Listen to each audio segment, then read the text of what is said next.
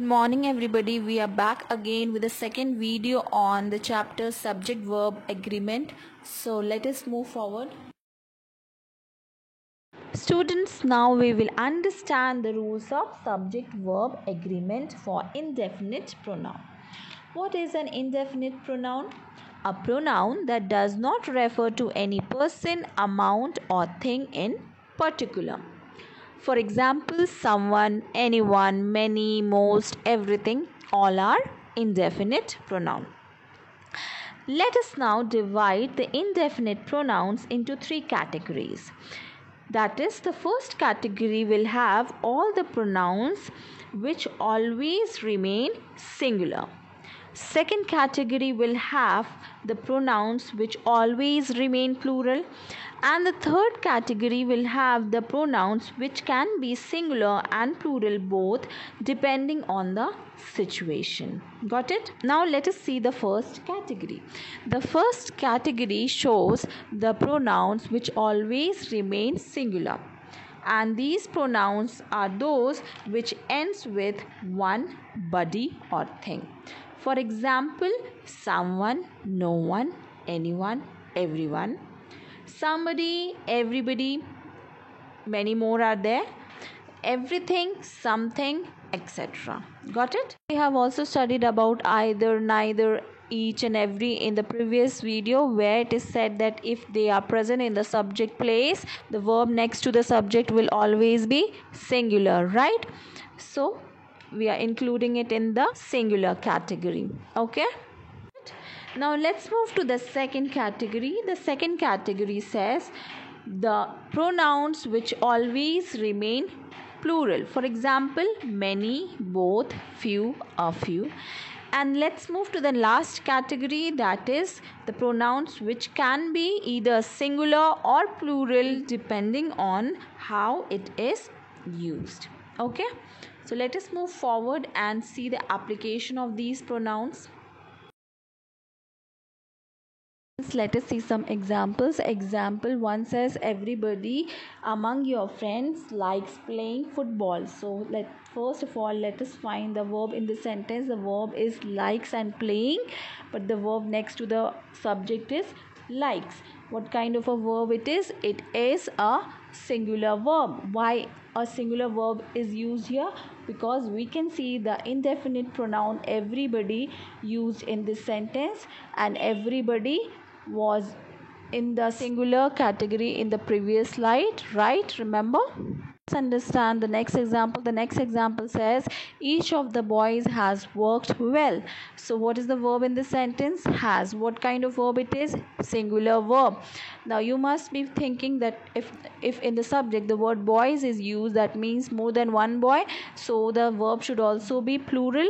But remember, the indefinite pronoun each is used here, and each was in which category in the previous slide? It was in the singular category, so it should have a singular verb attached with the subject. So that is why this sentence is correct. Now let us move to the next one. The next sentence says, many were invited but a few have come. Now in the previous slide, remember, many was used in the plural category, so the verb in this sentence should be plural. So here we have used have, and have is a plural verb, so the sentence is correct. Okay, let us see the last category, that is where this indefinite pronoun can be both singular or plural depending on the situation. So let us see the first example. The first example says, some of the boys are tall. So first of all, let us find the verb in this sentence. The verb is are, and what kind of a verb it is? Plural. So why are we using plural verb here? Because the noun used before the verb is plural. That is why we have used a plural verb here. Okay, now students, let us understand the rule of subject verb agreement for collective nouns. Now you should always keep in mind that if a group works together as a team, it has a singular verb with it. But when a group does not work as a team, it has plural verb with it. Now let us see the example. The first example says the team is ready for the match. Let us find the verb in the sentence. The verb is. What is the subject in this sentence? Let us ask the question, who is ready for the match? The answer comes out to be the team. So the team is the subject in this sentence. Now how is the subject working? The subject, being a collective noun, is working together. That means a group of people are working together to play a match, right? So when a group is working together, we use singular verb along with the subject. So here is correctly used. Okay. The next example. The next example says the jury were divided in their opinion. So let us find the verb in this sentence. The verb is were, and what is the subject in this sentence? Let us ask the question, who were divided in their opinion? The subject is the jury, because the answer comes out to be the jury. Okay. So when the whole group of judges are unable to come to one opinion, that means the whole group is not working as a team. So here the verb should be plural. That is why the verb along with the subject is plural verb, that is were. So it is rightly used here. Students, let us understand the rule of subject-verb agreement for fraction. Now, fraction is always written in the format fraction of noun and verb. We have to make the agreement of this verb with the fraction. So, everything will depend on noun now. And the nouns can be of two types, that is countable and uncountable noun. Now, countable nouns are those which can be counted like pen and cat, and uncountable nouns are those which cannot be counted like land and water.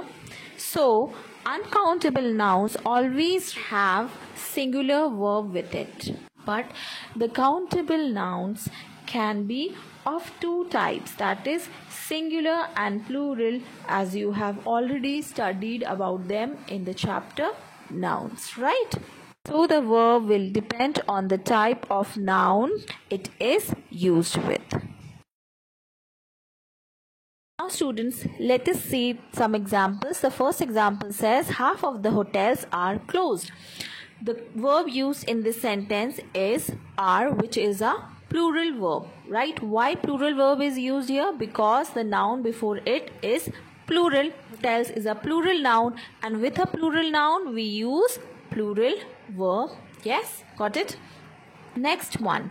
The next example says 1/3 of the land has been cultivated. Yes. Now has, what kind of verb it is? Has is a singular verb, and before it the noun is uncountable noun, and we have studied that for uncountable noun the verb will always be singular. So we understood the rule of fraction. If amount, distance or time are present in the subject place, the verb next to the subject will always be singular. For example, 1,000 miles is a long distance. First of all, let us find out the verb in this sentence. The verb is, which is a singular verb. Why a singular verb is used here? Because the rule said if amount, distance or time present in the subject place, we will use singular verb next to it. So here in this sentence, distance is present in the subject place, so we are using singular verb along with it, right? So we end with our chapter here. We will meet in the next video. Thank you.